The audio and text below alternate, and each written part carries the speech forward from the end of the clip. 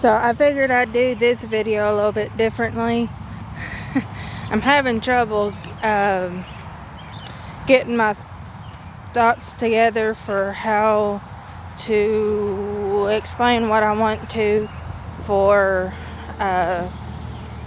the next chapter on the PS2 version of Harry Potter and the Chamber of Secrets.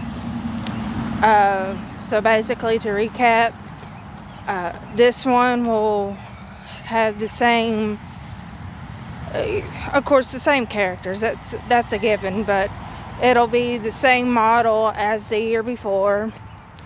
The same voice actors and actresses from the previous year. It'll be set up the same, which will be good. That means, you won't go from, something that's really, really cartoony to something that looks a little more like a real live person.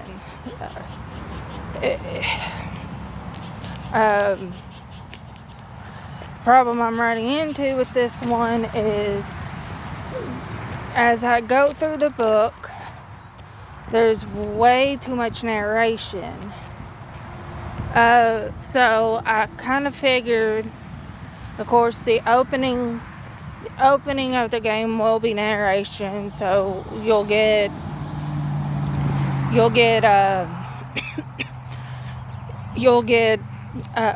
the recap.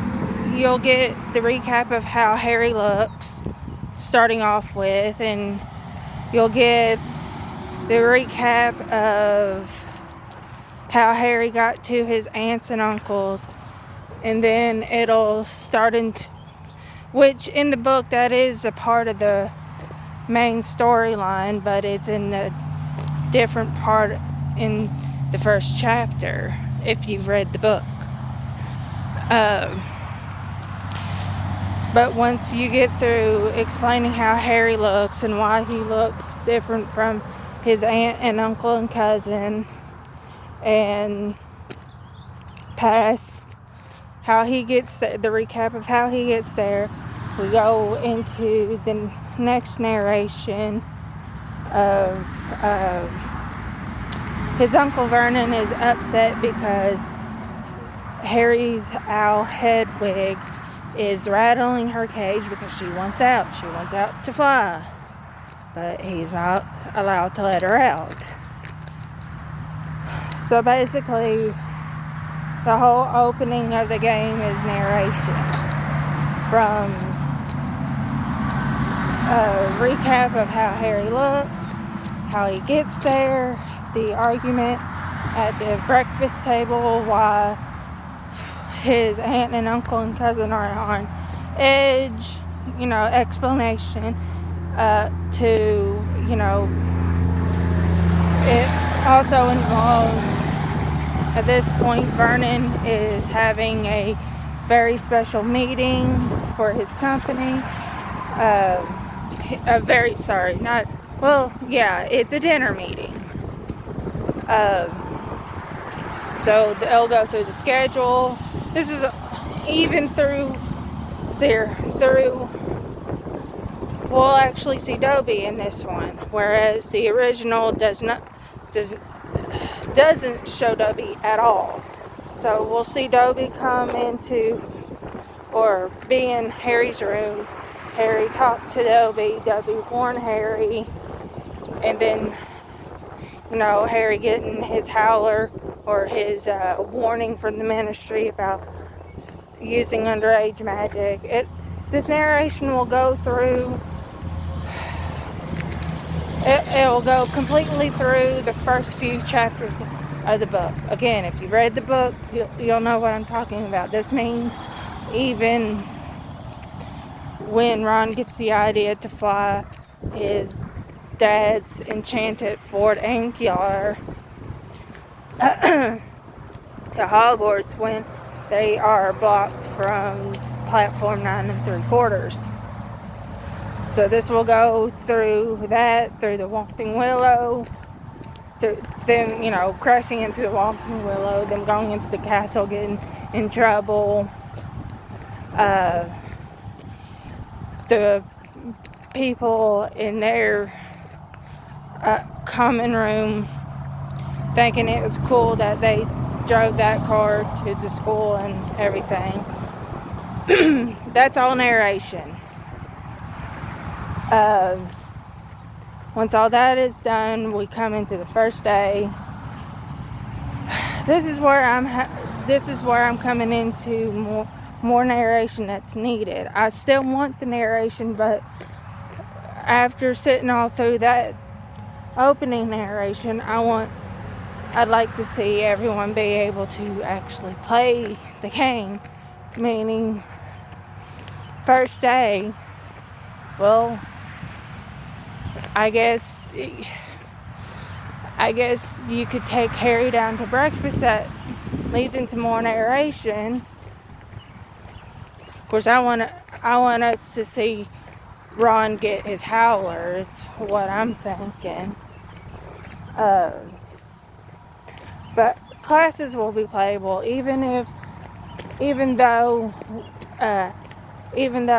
when you initially meet the boss of the game, you meet the memory of Tom Riddle, and you deal with the basilisk. You won't use any of the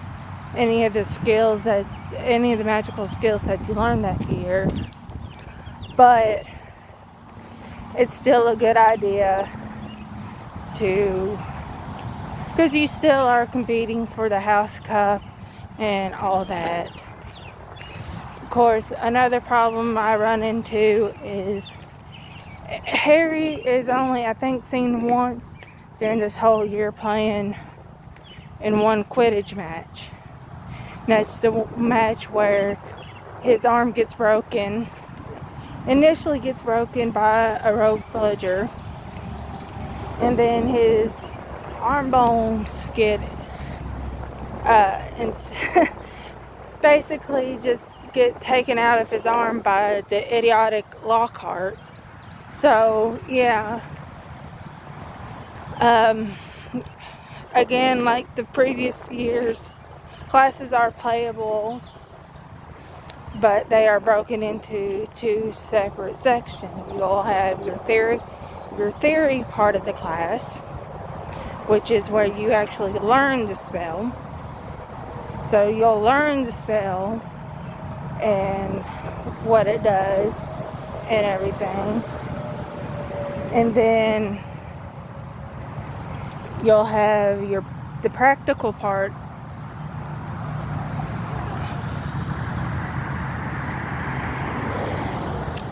You'll have the practical part of the class, which is where the spell challenges come in. So, and unlike the original games, all the spells that you've learned from the previous year will already be in like a spell inventory. So you'll already have access. Once you get to Hogwarts, you'll have access to like Wingardium Leviosa and all your first year spells. Whereas your second year, you'll have to unlock those by going to class. Again, we may not end up using them at all for the boss, but once you get through your first year or your first day of classes, you'll unlock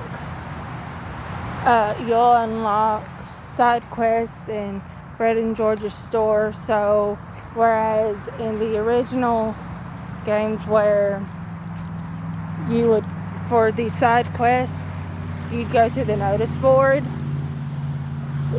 and someone's like, well, I lost, this certain book. The last place I seen it was here.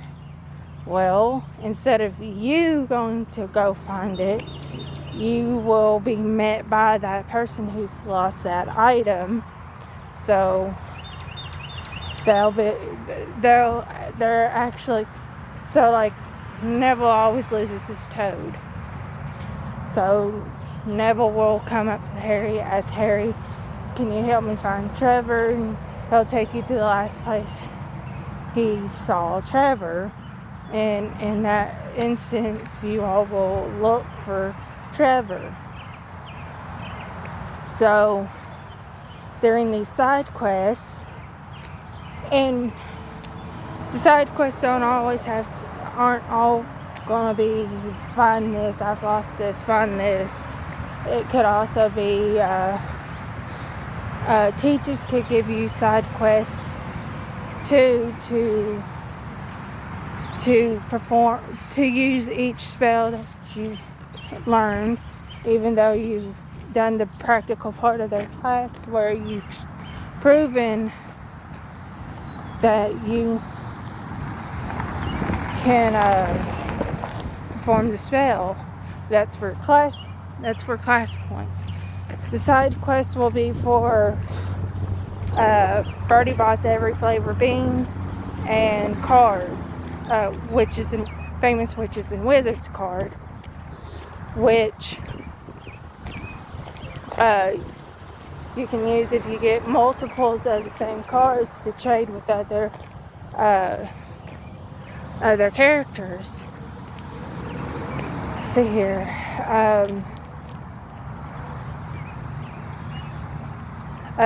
And the beans, of course, you'll collect the beans to take to Fred and George's store, where they'll give you things that will.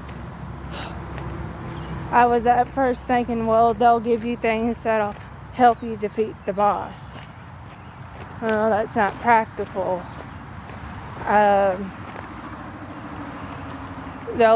They can give you stuff like more cards, and the cards are, you get, like, you collect 10 cards, you complete a page, say there's 10 cards to each page of your, like, card book. You'll have a card inventory book, and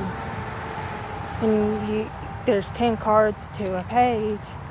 So once you fill up one page, your life expands, your lifeline expands. I would say after that first day, Quidditch and all that will unlock, but seeing there's only actually one that I can think of, there's only one Quidditch game that he plays in that whole year.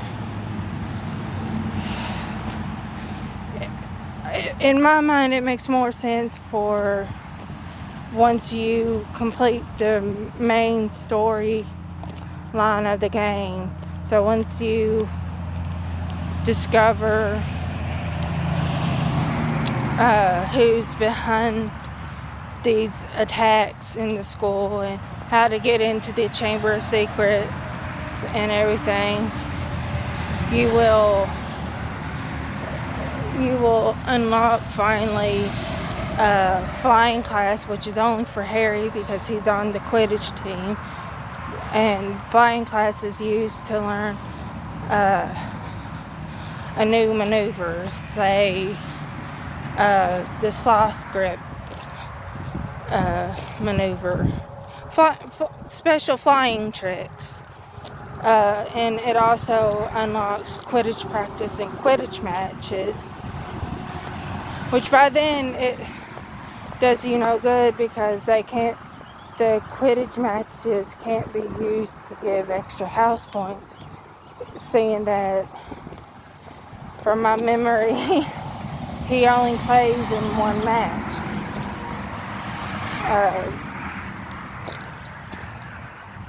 So once you complete the whole game, you unlock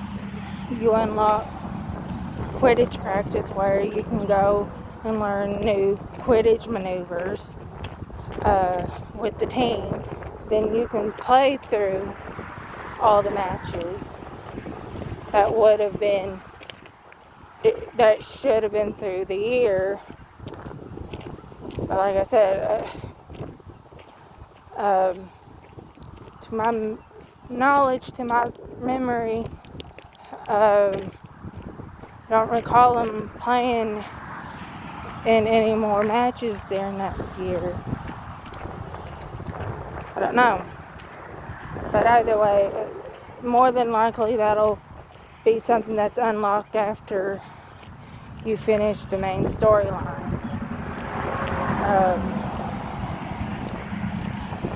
And of course, we know at the end of the year that all the exams are canceled. Yeah, I don't think he plays in anymore, because once Hermione gets petrified, they cancel that match and Quidditch is canceled for the rest of the term. So yeah, so basically, and they'll be throughout the game when like Lockhart shows up, there'll be like little side narrations, but you still have control of Harry, despite the little side narrations.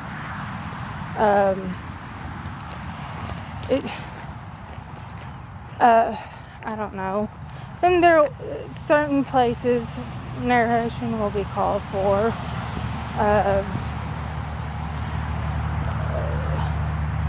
Now, History of Magic is not a playable class, but it will be a narration class. This is where they initially learn about the Chamber and everything. Just basically, the game will have the same voice actors and actresses from the previous year. You won't constantly have to relearn spells that you learned from the previous year. They'll already be in like a spell inventory or a spell book inventory. So like with each year, you'll have a spell book that will list like all your charms, all your transfiguration spells, all your potions. I think that's about it for usable stuff. But it'll list all that and you have access to it. And then as you go through the year and you learn new spells and stuff, you'll add to your year 2 book. So